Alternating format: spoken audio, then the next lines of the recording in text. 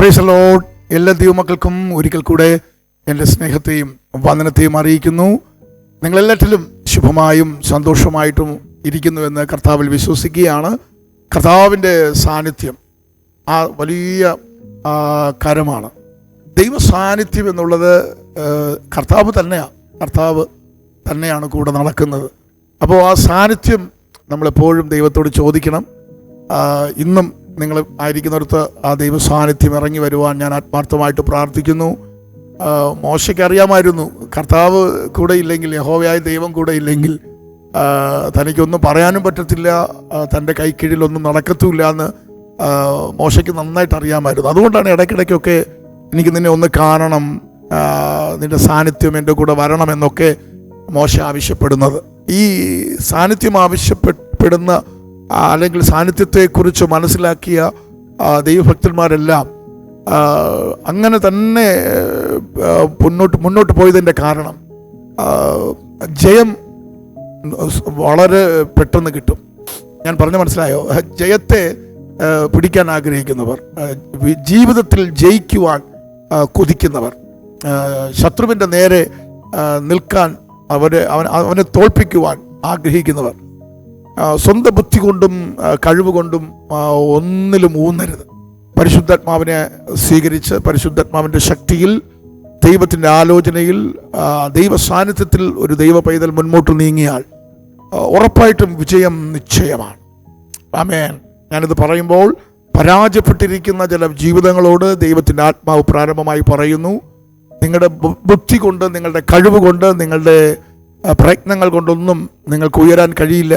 നിങ്ങൾക്ക് ഒന്നും ഒരു നിലയിലും എത്തിച്ചേരാൻ പറ്റത്തില്ല. പക്ഷേ കർത്താവ് കൂടെ ഉണ്ടെങ്കിൽ, ദൈവ സാന്നിധ്യം നമ്മുടെ കൂടെ ഉണ്ടെങ്കിൽ, ആമേൻ, പെട്ടെന്ന് ആമേൻ പലതും നമുക്ക് പിടിച്ചെടുക്കാൻ പറ്റും, പലതും നമുക്ക് നേടിയെടുക്കാൻ പറ്റും. ദൈവഹിത പ്രകാരം മുൻപോട്ട് നീങ്ങി നമുക്ക് ജയത്തോടെ ദേശത്തൊരു അത്ഭുതമായി മാറാൻ കഴിയും.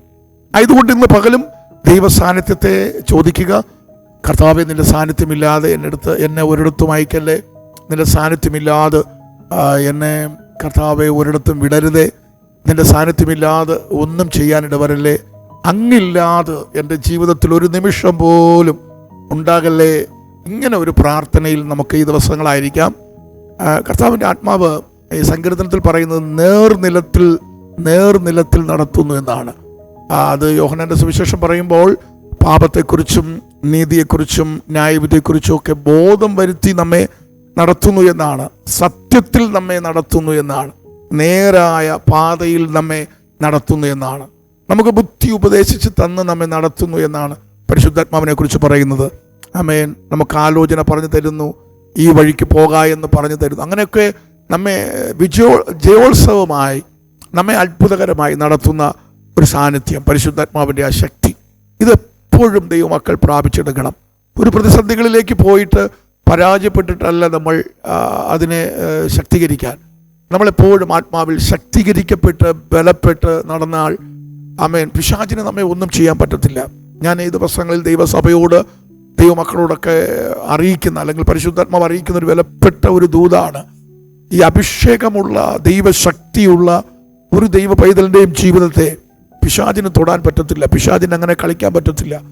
അവന് വിരോധമായിട്ട്, ദൈവത്തിൻ്റെ ജനത്തിന് വിരോധമായിട്ട് പിശാചുണ്ടാക്കുന്ന ആയുധങ്ങളൊന്നും ഫലിക്കുകയില്ല. ആമേൻ. അവൻ്റെ കൂടാരങ്ങളിൽ, ദൈവത്തിൻ്റെ മക്കളുടെ കൂടാരങ്ങളിൽ ദൈവത്തിൻ്റെ സാന്നിധ്യം വെളിപ്പെട്ട് കഴിഞ്ഞാൽ ഉല്ലാസത്തിൻ്റെയും ജയത്തിൻ്റെയും ഘോഷമുണ്ടാകും. നമ്മുടെ വശത്ത് 1000 പേരും വലതുവശത്ത് 10,000 പേരും ഒക്കെ വീഴും, പക്ഷെ അവ ഒന്നും നമ്മുടെ അടുത്ത് വരികയില്ല. ഒരു ബാധയും നമ്മുടെ കൂടാരത്തിൽ അടുത്തു വരാൻ സ്വർഗം അനുവദിക്കത്തില്ല. ആയതുകൊണ്ട് ദൈവസാന്നിധ്യം എപ്പോഴും ദൈവത്തോട് ചോദിച്ച് വാങ്ങണം. ഈ ദൈവസാന്നിധ്യം കുറയുമ്പോഴാണ് വിഷമങ്ങൾ ഉണ്ടാകുന്നത്, നിരാശകൾ വരുന്നത്, ശത്രു അതുവഴി കയറി വരുന്നത്, തന്ത്രങ്ങൾ ഉപയോഗിച്ച് കയറി വരുന്നത്. എപ്പോഴും കോട്ട കാത്തുകൊള്ളണം. ദൈവം നമുക്ക് നൽകിയിരിക്കുന്ന പ്രാർത്ഥനയുടെ കോട്ട നാം കാത്തുകൊള്ളണം. നമ്മുടെ വഴി സൂക്ഷിക്കണം. നമ്മെ തന്നെ നല്ലവണ്ണം ശക്തീകരിക്കണം. ഈ ദിവസങ്ങളിൽ അങ്ങനെയൊക്കെ ആത്മാവിൽ നടന്നു കഴിഞ്ഞാൽ നാളുകളായി നടക്കാനുള്ള കാര്യങ്ങൾ നിങ്ങളുടെ ജീവിതത്തിൽ പെട്ടെന്ന് സംഭവിക്കും. നാളുകൾ എടുത്തു നടക്കേണ്ട കാര്യങ്ങൾ, വർഷങ്ങൾ എടുത്തു ചെയ്യേണ്ട പല കാര്യങ്ങളും കർത്താവിൻ്റെ കൃപയാൽ പെട്ടെന്ന് സംഭവിപ്പാനിടയായിത്തീരും. ആയതുകൊണ്ട് എല്ലാ നിരാശകളും എല്ലാ ഭാരങ്ങളും എടുത്തു മാറ്റുക. പരിശുദ്ധാത്മാവിനെ സ്വാഗതം ചെയ്യുക. ആത്മാവിനെ നിറയ്ക്കുക. ആത്മാവിൽ നടക്കുവാൻ ശ്രമിക്കുക. അങ്ങനെ ഒരു ആത്മമണ്ഡലത്തിൽ ജീവിപ്പാൻ കർത്താവ് നമ്മെ ഭൂമിയിലാക്കിയിരിക്കുന്നത്. അങ്ങനെ ഒരു ആത്മമനുഷ്യനായി ജീവിപ്പാനാണ് ദൈവം നമ്മെ തെരഞ്ഞെടുത്ത് വച്ചിരിക്കുന്നത്. നാം ലോകത്തിലുള്ളവരാണെങ്കിൽ പോലും നാം ലോകത്തിലുള്ളവരല്ല. നാം ലോകത്തിലാണ് ജീവിക്കുന്നത്. നമ്മൾ പ്രശ്നസങ്കീർണമായ, പ്രതികൂലങ്ങൾ നിറയപ്പെട്ട, കണ്ണുനീർ നിറയപ്പെട്ട, വേദനകളുള്ള ഒക്കെ പ്രശ്നങ്ങളുള്ള ഒരു ലോകത്താണ് നമ്മൾ ജീവിക്കുന്നത്. പക്ഷേ വചനം പറയുന്നു, നിങ്ങൾ ലോകത്തിലാണെങ്കിൽ പോലും നിങ്ങൾ ലോകക്കാരല്ല, നിങ്ങൾ ലോകത്തിലുള്ളവർ അല്ല. ഹല്ലേലൂയ. നിങ്ങൾ ലോകക്കാരായിരുന്നെങ്കിൽ, ആമേൻ. കണ്ടോ, കർത്താവ് പറയുന്ന സ്റ്റേറ്റ്മെന്റ് അതൊക്കെ. ഹല്ലേലൂയ. ലോകത്തിൽ നിങ്ങൾ അല്ലാത്തത് കൊണ്ട്, നിങ്ങൾ ഈ ലോകത്തിൽ അല്ലാത്തത് കൊണ്ടാണ് നിങ്ങൾക്ക് ഈ പ്രതികൂലങ്ങളൊക്കെ നേരിടുന്നത്. പക്ഷേ ലോകത്തെ ജയിച്ചവൻ നിങ്ങളെ കൂടെ ഉള്ളത് കൊണ്ട്, ആമേൻ, ഇഹലോകത്തിലും പരലോകത്തിലും 100 മടങ്ങ് ദൈവനാമ നിമിത്തം വേദനകളിലൂടെ പോകുന്ന, കഷ്ടങ്ങളിലൂടെ പോകുന്ന, കണ്ണുനീരിൻ്റെ അനുഭവങ്ങളിലൂടെ പോകുന്നവരോട് പറയുന്നു, ഇഹലോകത്തിലും പരലോകത്തിലും ദൈവത്തിൻ്റെ പ്രതിഫലം നമുക്കുണ്ട്. ആയതുകൊണ്ട് എപ്പോഴും നമ്മുടെ മൈൻഡ് സെറ്റ് ചെയ്ത് വെക്കാനുള്ളത് ആത്മാവിൽ നടക്കുക എന്നുള്ളതാണ്, ആത്മാവിൽ ചിന്തിക്കുക എന്നുള്ളതാണ്. ചിലർ ആത്മാവിൽ തുടങ്ങിയിട്ട് ജഡത്തിൽ അവസാനിക്കും.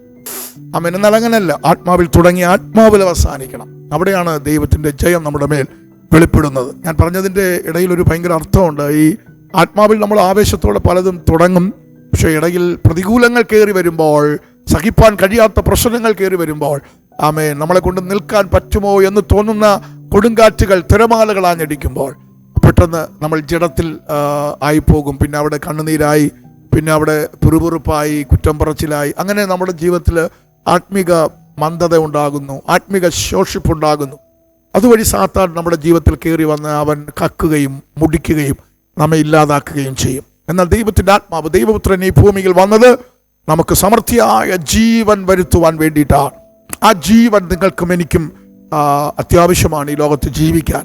അതുകൊണ്ടാണ് പൗലോസ് പറയുന്നത്, നമുക്ക് പോരാട്ടമുള്ളത് ജഡരക്തങ്ങളോടല്ല, ആമേൻ, വാഴ്ചകളോടും അധികാരങ്ങളോടും ഈ ലോകത്തിലെ അന്ധകാര ശക്തികളോടും സ്വർലോകത്തിലെ ദുഷ്ടാത്മസേനയോടും എന്നൊക്കെ പറയുമ്പം നമ്മൾ പോരിൻ്റെ ആയുധങ്ങൾ ജഡീകങ്ങളായിട്ടെടുത്താൽ, ജഡത്തിൽ നിന്ന് നമ്മൾ എടുത്താൽ, ജഡത്തിൻ്റെ സംസാരം, ജഡത്തിൻ്റെ വാക്കുകൾ, ജഡത്തിൻ്റെ പ്രവർത്തികൾ നമ്മൾ എടുത്തു കഴിഞ്ഞാൽ അവിടെ ഒരിക്കലും നമുക്ക് ജയിക്കാൻ പറ്റത്തില്ല. നമ്മുടെ പോരിൻ്റെ ആയുധങ്ങൾ ആത്മാവിൽ എടുത്തു കഴിഞ്ഞാൽ, ആത്മാവിൽ എന്താണ്? പ്രാർത്ഥന. ആത്മാവിൽ എന്താണ്? വചനം. ആത്മാവിൽ ഉപവാസം, പ്രാർത്ഥന, വചനം. ഇങ്ങനെ ആത്മമണ്ഡലത്തെ നമ്മൾ കൈകാര്യം ചെയ്യാൻ തുടങ്ങിയാൽ ഒരു വഴിയായി വരുന്നവൻ 7 വഴിയായി ഓടിപ്പോകാനിടയായി തീരും. അപ്പോൾ ആത്മാവിൽ നടക്കുക എന്നുള്ളതാണ് ഏറ്റവും പ്രധാനപ്പെട്ട ഒരു കാര്യം. ഈ ദിവസങ്ങളിൽ പരിശുദ്ധാത്മാവ് അങ്ങനെ നമ്മെ നിർബന്ധിക്കുകയാണ്. പ്രത്യേകിച്ച് ഞാൻ ദൈവവചനം ധ്യാനിക്കുമ്പോഴും ദൈവത്തിൻ്റെ ജനത്തിന് വേണ്ടിയിട്ട് പ്രാർത്ഥിക്കുമ്പോഴെല്ലാം കർത്താവ് പറയുന്ന ഒരു ദൈവശബ്ദമാണ്, ഈ ദിവസങ്ങളിൽ ആത്മാവിൽ ജനത്തെ ഒരുക്കുക, ആത്മാവിൽ പ്രാർത്ഥിക്കാൻ അവരെ പഠിപ്പിക്കുക, ആത്മാവിൽ നടക്കാൻ അവരെ ഒരുക്കിയെടുക്കുക എന്നൊക്കെയുള്ള ഒരു ദൈവശബ്ദം എപ്പോഴും ഞാൻ കേൾക്കാറുണ്ട്. ആയതുകൊണ്ട് ഇന്ന് പകൽ എൻ്റെ പ്രേക്ഷകരോട്, എല്ലാ ദൈവമക്കളോട് ഞാൻ സ്നേഹത്തോടെ അറിയിക്കുകയാണ്, നിങ്ങൾ ജഡത്തിൽ നിന്ന് നേരെ ആത്മാവിലോട്ട് കയറുക. ആത്മാവിൽ ചിന്തിക്കാൻ തുടങ്ങിയാൽ, ആമേൻ, ദൈവത്തിൻ്റെ ശബ്ദം കേൾക്കാനിടയായിത്തീരും. ദൈവസാന്നിധ്യത്തിൽ നമുക്ക് സന്തോഷിക്കാനിടയായിത്തീരും. ആ പരിശുദ്ധാത്മാവിൽ നമുക്ക് പൂർണ്ണരായി ഇരുന്ന് ദൈവത്തിന് വേണ്ടിയിട്ട് മുൻപോട്ട് നീങ്ങാൻ തക്കവണ്ണം ഇടയായിത്തീരും. ഈ കാണുന്നതിലല്ല നമ്മുടെ പ്രത്യാശ വച്ചിരിക്കുന്നത്, കാണാത്തതിലാണ്. അതുകൊണ്ട് ഭൂമിയിൽ ആരെങ്കിലും എന്തെങ്കിലും പറയുന്ന കേട്ട് തളരരുത്. ആമേൻ. എന്തെങ്കിലും സഹിക്കാൻ പറ്റാത്ത പ്രശ്നങ്ങൾ വരുമ്പോൾ അവിടെ ഒന്നും ക്ഷീണിച്ചു പോകരുത്. ആ പെരുവെള്ളം നിങ്ങളെ മുക്കുകയില്ല. ആ തീ ജ്വാല നിങ്ങളെ ദഹിപ്പിക്കത്തില്ല. നമ്മുടെ കൈ പിടിച്ചിരിക്കുന്നവൻ, അവൻ അത്ഭുത മന്ത്രിയാണ്, അവൻ വീരനാം ദൈവമാണ്, അവൻ നിത്യപിതാവാണ്, സമാധാനത്തിൻ്റെ പ്രഭുവാണ്. ആ കർത്താവിൻ്റെ പൊന്നുകരം നിങ്ങളെ ഇന്ന് പകൽക്കാലവും ജയോത്സവമായി നടത്തുവാൻ ഇടയായി തീരുമാറാകട്ടെ. നാം ഇങ്ങനെ ചിന്തിച്ചുകൊണ്ടിരിക്കുമ്പോൾ തന്നെ അതിനുള്ള വചനങ്ങൾ കൂടെ നിങ്ങളുടെ അടുക്കലേക്ക് തന്ന് ഞാൻ പ്രാർത്ഥിക്കുവാനായിട്ട് ആഗ്രഹിക്കുകയാണ്. ഇബ്രായർക്കെഴുതിയ ലേഖനം 10-ാം അധ്യായം അതിന്റെ 36-ാമത്തെ വാക്യം. Hebrew chapter 10 verse 36. ആമേൻ. ദൈവ ഇഷ്ടം ചെയ്ത് വാഗ്ദത്തം പ്രാപിപ്പാൻ സഹിഷ്ണുത നിങ്ങൾക്ക് ആവശ്യം. കണ്ടോ, ദൈവത്തിന്റെ ഇഷ്ടം ചെയ്യുന്ന ഒരു ദൈവ പൈതലിന്റെ ജീവിതത്തിലാണ് വാഗ്ദത്തങ്ങൾ വന്നിറങ്ങുന്നത്. എല്ലാവരെയും ദൈവം തിരഞ്ഞെടുത്തിട്ടില്ല. അതൊരു വലിയൊരു വിഷയമാണ്. ദൈവം എല്ലാവരെയും തിരഞ്ഞെടുത്തിട്ടില്ല. ഈ ശബ്ദം കേൾക്കുന്ന ദൈവത്തിന്റെ പൈതല്, നിങ്ങളെ ദൈവം തിരഞ്ഞെടുത്തിരിക്കുന്നെങ്കിൽ ഭാഗ്യമുള്ള ഒരു പദവിയിലാണ് നിങ്ങൾ നിൽക്കുന്നത്. തിരഞ്ഞെടുക്കപ്പെടുന്നവർ ചുരുക്കമാണ്. ദൈവം തിരഞ്ഞെടുക്കപ്പെടുന്നവന്റെ വടിയെയാണ് ഈ വർഷത്തെ ദൈവത്തിന്റെ ആലോചന അത് പൂക്കുകയും കായ്ക്കുകയും അത് ഫലമുള്ളതായി മാറുകയും ചെയ്യുന്നത്. ഈ തിരഞ്ഞെടുക്കപ്പെടുന്നവനെയാണ് ദൈവം ഫലമുള്ളതാക്കി മാറ്റുന്നത്. പോയി ഫലം കായ്ക്കുവാൻ, അവരുടെ ഫലം നിലനിൽക്കുവാൻ കർത്താവ് അഭിഷേകം ചെയ്യുന്നത്. അപ്പോൾ ഒരു ദൈവിക തെരഞ്ഞെടുപ്പ് നമ്മുടെ മേൽ വീണെന്നുള്ള ഉറപ്പ് നിങ്ങൾക്ക് എപ്പോഴും വേണം. എന്നെ ദൈവത്തിൻ്റെ ഹിതത്തിന് വേണ്ടിയിട്ട് ദൈവം എന്നെ തിരഞ്ഞെടുത്തിരിക്കുന്നു. ഒരു സാധനം ഒരു വ്യക്തി വാങ്ങിക്കുമ്പോൾ അദ്ദേഹത്തിന് ഒരു പർപ്പസ് ഉണ്ട്, ഒരു ഉദ്ദേശമുണ്ട്. ഒരു വീട് ഒരു മനുഷ്യൻ വയ്ക്കുമ്പോൾ ആ വീടിനെ കുറിച്ച് ആ മനുഷ്യന് ഒരു പർപ്പസ് ഉണ്ട്. ഒരു മെറ്റീരിയലായിട്ട് എന്തെങ്കിലും ഒരു സാധനം നിങ്ങൾ മേടിക്കുകയോ നിങ്ങൾ കൈവശമാക്കുകയോ ചെയ്യുമ്പോൾ അതിനകത്ത് ഒരു വലിയൊരു ഉദ്ദേശമുണ്ട്. ഒരു ഉദ്ദേശമില്ലാതെ ഒന്നും നിങ്ങൾ വാങ്ങാറില്ല. ഒരു ഉദ്ദേശമില്ലാതെ നിങ്ങൾ ഞാനും ഒന്നും ചെയ്യാറില്ല. അപ്പോൾ അതുപോലെ നമ്മെക്കുറിച്ച് ദൈവത്തിന് ഭയങ്കര പദ്ധതികളാണ്, നമ്മെക്കുറിച്ച് ദൈവത്തിന് ഭയങ്കര ഉദ്ദേശമാണ്.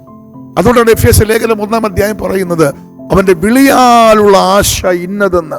കണ്ടോ, അപ്പൊ ദൈവത്തിന് നമ്മളെക്കുറിച്ചുള്ള വിളിക്കകത്ത് ഭയങ്കര ആശയാണ്. നമ്മെ വിളിച്ചപ്പോൾ, നമ്മെ തിരഞ്ഞെടുത്തപ്പോൾ ദൈവത്തിന് നമ്മെക്കുറിച്ചൊരു ഭയങ്കര സ്വപ്നമുണ്ട്, ആശയുണ്ട്. അപ്പൊ ദൈവത്തിന് നമ്മെക്കുറിച്ചൊരു ഇഷ്ടമുണ്ട്. ആ ഒരു ഇഷ്ടത്തിനകത്തേക്ക് നാം കയറുമ്പോഴാണ് നമ്മുടെ ആഗ്രഹങ്ങളും ദൈവത്തിൻ്റെ ഇഷ്ടങ്ങളും എല്ലാം പൂർണ്ണമായി വരുന്നത്. പലപ്പോഴും നമ്മൾ നമ്മുടെ ഇഷ്ടത്തിനകത്ത് കയറി നിന്നുകൊണ്ടാണ് ദൈവത്തെ ഇറക്കാൻ നമ്മൾ കിടന്ന് നിലവിളിക്കുന്നത്. അപ്പോഴാ പ്രാർത്ഥനയ്ക്ക് മറുപടി വൈകുന്നത്, അപ്പോഴാണ് പല കാര്യങ്ങളും പെൻഡിങ് ആകുന്നത്. എന്നാൽ നേരെ മറിച്ച്, ദൈവമേ നിന്റെ ഹിതം എൻ്റെ ജീവിതത്തിൽ പൂർണ്ണമാകണമേ എന്ന് നാം പ്രാർത്ഥിക്കുവാൻ തുടങ്ങുമ്പോൾ, നാം കരയാൻ തുടങ്ങുമ്പോൾ, ആ ദൈവത്തിൻ്റെ ഹിതം എപ്പോഴും നന്മയും പ്രസാദവും പൂർണ്ണതയും ഉള്ളതാണ്. അതാണ് റോമർക്കെഴുതിയ ലേഖനം 12-ാം അധ്യായത്തിൽ കാണുന്നത്. ദൈവത്തിൻ്റെ ഹിതം എപ്പോഴും നന്മയും പ്രസാദവും പൂർണ്ണതയുമായിരിക്കും. അപ്പോൾ ദൈവം ഒരിക്കലും അപൂർണമായി നിങ്ങളുടെ ജീവിതത്തിലൊന്നും ചെയ്യത്തില്ല. ദൈവം ഒരിക്കലും പെൻഡിങ് ഇട്ട് നിങ്ങളുടെയും എൻ്റെയും ജീവിതത്തിലൊന്നും ചെയ്യത്തില്ല. ദൈവം ഒരിക്കലും ഒരു നിരാശയുടെ വഴിയിലൂടെ കടത്തിവിട്ട് നമ്മെ അങ്ങനെ തകർക്കുവാൻ നമ്മെ വിടുകയില്ല. ദൈവത്തിന് നമ്മളെക്കുറിച്ചുള്ള സ്വപ്നം വലുതാണ്. ദൈവത്തിന് നമ്മളെക്കുറിച്ചുള്ള പ്ലാൻ വലുതാണ്. ഈ മൊർദെഖായി ഹല്ലേലൂയ ദൈവ സാന്നിധ്യത്തിനകത്ത് കിടക്കുന്ന ഒരു മനുഷ്യനാണ്. ദൈവത്തിൻ്റെ മഹത്വത്തിനകത്തിരിക്കുന്ന ഒരു മനുഷ്യനാണ്. അതുകൊണ്ട് തന്നെ ഉപദ്രവിക്കുന്നവർക്ക് നേരെ, തനിക്കെതിരെ പ്രവർത്തിക്കുന്നവർക്ക് നേരെ പരിഭവമില്ല, പരാതികളില്ല. എന്നാൽ അപ്പുറത്തൊരു മനുഷ്യൻ ഹാമാൻ, ആ പ്രാർത്ഥനാ മനുഷ്യന് നേരെ വിരൽ ചൂണ്ടുകയാണ്, കണക്കുകൾ കൂട്ടുകയാണ്, തന്ത്രങ്ങൾ മെനയുകയാണ്. ഹല്ലേലൂയ 50 അടി ആമേൻ മുഴം ഉയരത്തിൽ അവനെ ആമേൻ പ്രാർത്ഥിക്കുന്ന ഭക്തനെതിരെ കഴുകുമരമുണ്ടാക്കുകയാണ്. എന്നാൽ ദൈവത്തിൻ്റെ മാന്യത വെളിപ്പെട്ടപ്പോൾ രാജാവ് ചോദിക്കുകയാണ്, ദൈവം മാനിക്കുന്നവനെ എങ്ങനെ മാനിക്കണമെന്ന് ഹാമാനോട് ചോദിക്കുമ്പോൾ ഹാമാൻ ചിന്തിച്ചത് ഇതെനിക്ക് വേണ്ടിയാണെന്ന് ചിന്തിച്ചേച്ച് രാജാവിൻ്റെ വാഹനവും മുദ്രാമോതിരവും ഹല്ലേലൂയ അങ്ങനെ എന്തൊക്കെയാണോ രാജകീയമായ പദവി അതെല്ലാം ഹാമാൻ ആവശ്യപ്പെടുകയാണ്. താൻ ചിന്തിച്ച തനിക്ക് വേണ്ടിയിട്ടാണെന്നാണ്.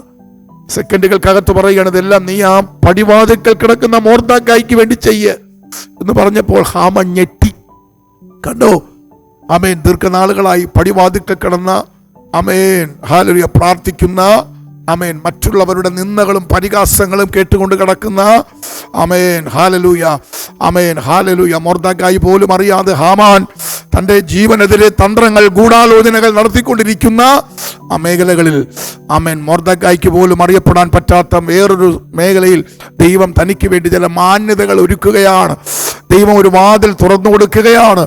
ദൈവം ആ രാജ്യത്ത് തന്നെ മാനിക്കാനുള്ള സാഹചര്യങ്ങൾ അനുകൂലമായി കർത്താവ് ചിന്തിക്കുകയാണ്.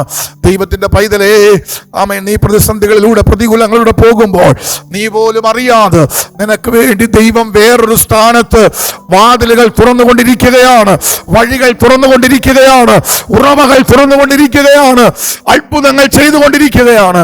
അത് കാണുവാൻ തക്കവണ്ണം അകത്തെ മനുഷ്യന്റെ കണ്ണ് തുറന്ന് ആത്മാവിൽ പ്രാർത്ഥിക്കാൻ തുടങ്ങ്. ഹല്ലേലൂയ. ദൈവത്തിന്റെ ടൈം തെറ്റത്തില്ല, ദൈവത്തിന്റെ ടൈം മാറുകയില്ല.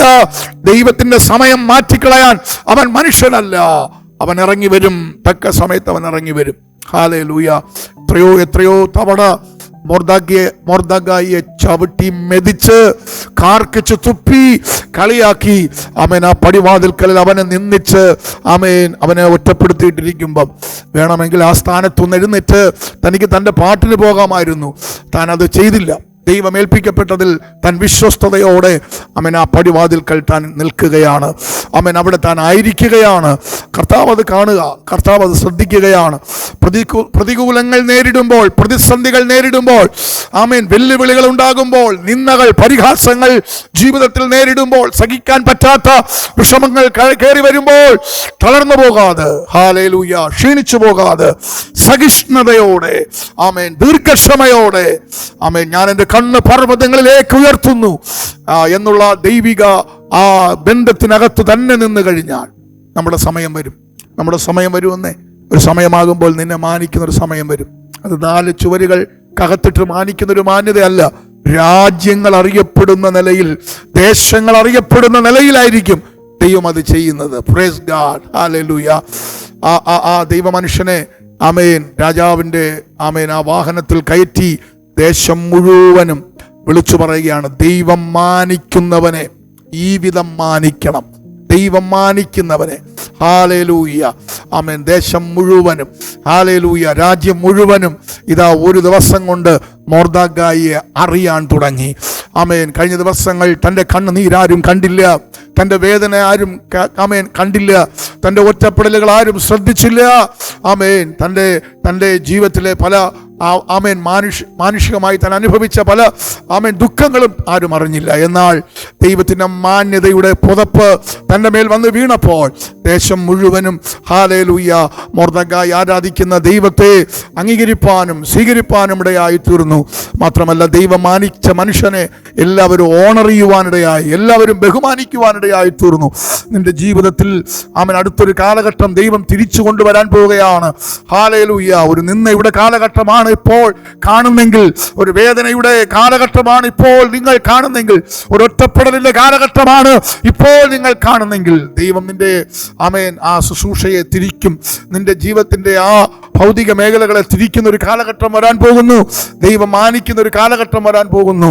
എന്നെ മാനിക്കുന്നവനെ ഞാൻ മാനിക്കുമെന്ന് ദൈവം പറഞ്ഞിട്ടുണ്ടെങ്കിൽ ഉറപ്പായിട്ടും അത് താങ്കളുടെ ജീവിതത്തിൽ ഈ ദിവസങ്ങൾ കർത്താവ് ചെയ്യും. വാഗ്ദത്തം ചെയ്ത ഒരു ദൈവ പൈതലാണോ? വാഗ്ദത്തം കിട്ടിയ ഒരു ദൈവ പൈതലാണോ? ദൈവ സാന്നിധ്യത്തിനകത്തിരിക്കുന്ന ഒരു ദൈവദാസനാണോ? ദൈവദാസിയാണോ? ഭാരപ്പെടരുത്. സഹിഷ്ണുതയോടെ ഈ ദിവസങ്ങളിൽ നാം ദൈവസ്ഥലായിരിക്കാൻ പരിശുദ്ധാത്മാവ് നമ്മെക്കുറിച്ച് ആഗ്രഹിക്കുകയാണ്. ആമേൻ. വരുമെന്ന് പറഞ്ഞ് നമ്മുടെ അപ്പച്ചൻ വരും. 2025, 26 ഈ വർഷങ്ങളൊക്കെ നമ്മൾ ആമേൻ വളരെ പ്രതീക്ഷകളോടുകൂടെയൊക്കെയാണ് ദൈവസാന്നിധ്യത്തിനകത്ത് നമ്മൾ കയറി നിൽക്കുന്നത്, അല്ലേ? ആമേൻ. ഈ സമയത്തും നമ്മളൊക്കെ കാത്തിരിക്കുന്ന, നമ്മളൊക്കെ പാടി ആരാധിച്ച് പ്രതീക്ഷിച്ച് കൊണ്ടിരിക്കുന്ന നമ്മുടെ അപ്പൻ്റെ, നമ്മുടെ മണവാളൻ്റെ ആമേൻ ഒരു കാലൊച്ച കേൾക്കാൻ, അല്ലെങ്കിൽ ആ വരവിന് വേണ്ടി പ്രതീക്ഷയോടിരിക്കുന്ന കുറേ പേരുണ്ട്. അത് വിശ്വാസ സമൂഹത്തിൽ തന്നെ ഞാൻ ഈ വചനങ്ങളൊക്കെ പറയുമ്പോൾ അതൊരു യാഥാർത്ഥ്യമായ കാര്യങ്ങളാണ്. ദൈവത്തിൻ്റെ വരവിന് വേണ്ടി ഒരുക്കപ്പെടുന്നവർ വളരെ ചുരുക്കമാണ്. ഈ ഭൂമിയിലുള്ള പല കാര്യങ്ങളും, ഭൂമിയിലുള്ള പല ചിന്തകളിലുമൊക്കെയാണ് പലരുടെയും പ്രാർത്ഥനയും ഉപവാസവും പ്രതീക്ഷകളും. ഇപ്പോൾ ഒരു ആരാധന വെച്ചാലും, ഒരു കൺവെൻഷൻ ആണെങ്കിലും, അവരുടെ രോഗങ്ങൾ മാറുക, കടഭാരങ്ങൾ മാറുക, അവരുടെ ജോലി കിട്ടുക, ഈ ലോകത്തിൻ്റെ പല കാര്യങ്ങൾക്കാണ് അവർ കൂടുതലും ഫോക്കസ് ചെയ്യുന്നത്. എന്നാൽ പഴയകാല ഭക്തന്മാർ, കഴിഞ്ഞ കാലങ്ങളിൽ ജീവിച്ചിരുന്നവർ, ഇന്നും വിശുദ്ധിയിൽ വിശ്വസ്തതയിലൊക്കെ നിൽക്കുന്ന ദൈവമക്കൾ ഞാൻ ആത്മാവിൽ പറയട്ടെ, അവരുടെ പ്രതീക്ഷ എന്നുള്ളത് ഈ കാണുന്നതിലല്ല. അവിടെയാണ് നമ്മൾ ദൈവസാന്നിധ്യത്തിനകത്ത് കയറി അതിൽ സന്തോഷിക്കാൻ. കാണാത്തതിലേക്ക്, ആ ഒരു വാഗ്ദത്തമാണ് എപ്പോഴും ദൈവമക്കൾ പിടിച്ചെടുക്കാൻ, കാണാത്തതിലേക്ക്. അതുകൊണ്ടാണ് പൗലോസ് പറയുന്നത്, ഈ കാണുന്നതിനെ അല്ല ഞങ്ങൾ പ്രത്യാശ വച്ചിരിക്കുന്നത്, കാണാത്തതിലേക്കാണ് ഞങ്ങൾ പ്രത്യാശ വച്ചിരിക്കുന്നത്. ആ ഒരു പ്രതീക്ഷയിൽ, ആ ഒരു പ്രത്യാശയിൽ ദൈവമക്കൾ മുൻപോട്ട് നീങ്ങുമ്പോൾ ഈ കാലഘട്ടത്തിനകത്ത് നമുക്ക് വേണ്ടിയതെല്ലാം ദൈവം തരുമെന്നുള്ള ഒരു ഭയങ്കര വിശ്വാസം നമ്മുടെ അകത്ത് കയറണം. ഈ മുൻപേ അവൻ്റെ രാജ്യവും നീതിയും അന്വേഷിക്കുക എന്നൊക്കെ പറയുമ്പം ദൈവരാജ്യത്തെ അല്ലെങ്കിൽ ദൈവരാജ്യത്തിൽ എത്തിച്ചേരുക, ദൈവത്തോട് ചേർന്നിരിക്കുക, ദൈവവുമായിട്ടുള്ള ബന്ധം, യേശുക്രിസ്തുവുമായുള്ളൊരു ബന്ധം, മധ്യാകാശത്തിൽ എൻ്റെ കർത്താവ് കടന്നു വരുമ്പോൾ ഞാൻ അവൻ്റെ കൂടെ വാസം ചെയ്യുമെന്നൊക്കെ ഉള്ള ആ പ്രതീക്ഷ ഇത്രയും വർഷമായിട്ടും ആമേൻ ഭക്തന്മാരുടെ ഉള്ളത്തിനകത്തുനിന്ന് ആ പ്രതീക്ഷ മാറിയിട്ടില്ല. എന്നാൽ അല്പവിശ്വാസികളായ പലരുടെ ഉള്ളത്തിൽ നിന്ന് ആമേൻ അത് മാറിയിട്ടുണ്ട്. അത് കാരണം അവർ മടുത്തുപോയി. മടുത്തിട്ട് അവർ പിന്മാറിപ്പോയവരുണ്ട്, അവർ അവിശ്വാസികളായി തീർന്നവരുണ്ട്. പക്ഷെ ഇവിടെ കണ്ടോ, ആ ഒരൊറ്റ വാക്യം ഭയങ്കരമായിട്ടും നമ്മെ ചിന്തിപ്പിക്കുന്ന ഒരു വാക്യമാണ്. ഹല്ലേലൂയ. 36 ദൈവ ഇഷ്ടം ചെയ്ത് വാഗ്ദത്തം പ്രാപിപ്പാൻ സഹിഷ്ണുത നിങ്ങൾക്ക് ആവശ്യം. 37 നോക്കിക്കേ, ഇനി എത്രയും അല്പകാലം കഴിഞ്ഞിട്ട് വരുവാനുള്ളവൻ വരും, താമസിക്കുകയില്ല. ഇതൊരു ഭയങ്കര പ്രതീക്ഷയാണ്. വരുവാനുള്ളവൻ വരും, താമസിക്കുകയില്ല. അപ്പോൾ അത് ലഭിക്കുന്നത് വരെ, അല്ലെങ്കിൽ പ്രിയനെ കാണുന്നത് വരെ, അല്ലെങ്കിൽ ക്രിസ്തുവിനെ അനുഭവിക്കുന്നത് വരെ ഞാൻ മടുത്തു പോകത്തില്ല, ഞാൻ കാത്തിരിക്കുമെന്നുള്ളൊരു ഭയങ്കര പ്രതീക്ഷ നമ്മുടെ ജീവിതത്തിനകത്തുണ്ടാകണം. അടുത്ത വാക്യം നോക്കി, 38. എന്നാൽ എൻ്റെ നീതിമാൻ വിശ്വാസത്താൽ ജീവിക്കും. ഞാൻ നേരത്തെ പറഞ്ഞത് അത് പിന്മാറിപ്പോകുന്ന ഒത്തിരി പ്രിയപ്പെട്ടവരുണ്ട്. അതിൻ്റെ അടുത്ത വാക്യം കൊണ്ടൊന്ന് ശ്രദ്ധിക്കുമ്പം കാണാൻ പറ്റും. പിന്മാറുന്നു എങ്കിൽ എൻ്റെ ഉള്ളത്തിന് അവനിൽ പ്രസാദമില്ല. ഹല്ലേലൂയ. ഈ കാത്തിരിപ്പിൻ്റെ ഇടയിൽ മടുത്ത് പിന്മാറുന്നെങ്കിൽ ദൈവത്തിന് അവനോട് പ്രസാദമില്ല. അടുത്ത നമ്മെക്കുറിച്ച്, ദൈവവിളിയുള്ളവരെക്കുറിച്ച്, വാഗ്ദത്തമുള്ളവരെക്കുറിച്ച് വിശുദ്ധ വേദപുസ്തകം പറയുന്നു, നാമോ നാശത്തിലേക്ക് പിന്മാറുന്നവരുടെ കൂട്ടത്തിലല്ല, വിശ്വസിച്ച് ജീവരക്ഷ പ്രാപിക്കുന്നവരുടെ കൂട്ടത്തിലത്രയാകുന്നത്. അപ്പൊ തെരഞ്ഞെടുക്കപ്പെട്ട ദൈവ പൈതലേ, നാമോ നാശത്തിലേക്ക് പിന്മാറുന്നവരുടെ കൂട്ടത്തിലല്ല, പിന്നെ വിശ്വസിച്ച് നിത്യജീവങ്ങളിലേക്ക് പോകുന്നവരുടെ കൂട്ടത്തിലാണ് നമ്മൾ ആയിരിക്കുന്നത്. അപ്പൊ എപ്പോഴും ആ ഒരു പ്രതീക്ഷയ്ക്കകത്ത് വേണം നമ്മുടെ പ്രാർത്ഥനയും നമ്മുടെ ആരാധനയും നമ്മുടെ ഉപവാസവും ഒക്കെ കണ്ടിന്യൂ ചെയ്യാൻ. നമ്മുടെ ആവശ്യങ്ങൾ, ഞാനിപ്പോൾ ഈ മെസ്സേജ് കഴിയുമ്പോൾ അല്ലെങ്കിൽ മെസ്സേജ് നടന്നുകൊണ്ടിരിക്കുമ്പോൾ തന്നെ പലരും അവരുടെ വിഷയങ്ങൾ വിളിച്ചു പറയാറുണ്ട്. അവരുടെ മക്കൾ മാനസാന്തരപ്പെടണം, ഭർത്താവ് മടങ്ങി വരണം, രോഗം മാറണം, ഓപ്പറേഷൻ മാറണം, ഭവനം കിട്ടണം, വിദേശത്തേക്ക് പോകണം. ഇങ്ങനെ ഭൗതികമായ വ്യക്തിപരമായ ഒരുപാട് ആവശ്യങ്ങൾ ദൈവമക്കൾ, ദൈവദാസന്മാരായ ഞങ്ങളൊക്കെ വിളിച്ച് പറയും. ഞങ്ങൾ പ്രാർത്ഥിക്കുകയും ചെയ്യും. ദൈവത്തിൻ്റെ മഹത്വം അതിനകത്ത് വെളിപ്പെടുകയും ചെയ്യും. എന്നാൽ അതിനേക്കാളൊക്കെ അപ്പുറമായി ആത്മാവിൽ വളരുവാൻ, ആത്മാവിൽ ശക്തിപ്പെടുവാൻ, ആത്മാവിൽ ഈ ദിവസങ്ങൾ നിറഞ്ഞു നിന്ന് മുന്നോട്ട് പോകാൻ, മാത്രമല്ല കർത്താവിനോടൊപ്പം വാഴുവാൻ, കർത്താവിൻ്റെ കൂടെ ഇരിക്കുവാൻ, കർത്താവിനോടൊപ്പം ചേരുവാനുള്ള ഈ പ്രതീക്ഷയും പ്രാർത്ഥനയുമായിരിക്കണം നിങ്ങളുടെയും എൻ്റെയും ജീവിതത്തിൽ ഈ ദിവസങ്ങൾ വെളിപ്പെടുവാൻ. അങ്ങനെ ആ ഒരു ഫോക്കസിനകത്ത് നിന്ന് പ്രാർത്ഥിച്ചാൽ ഭൂമിയിൽ നമുക്ക് ആവശ്യമുള്ളതെല്ലാം ദൈവം ഈ ദിവസങ്ങൾ ചെയ്യും. നമ്മുടെ തലമുറകളെ അതുപോലെ ദൈവം അനുഗ്രഹിക്കും.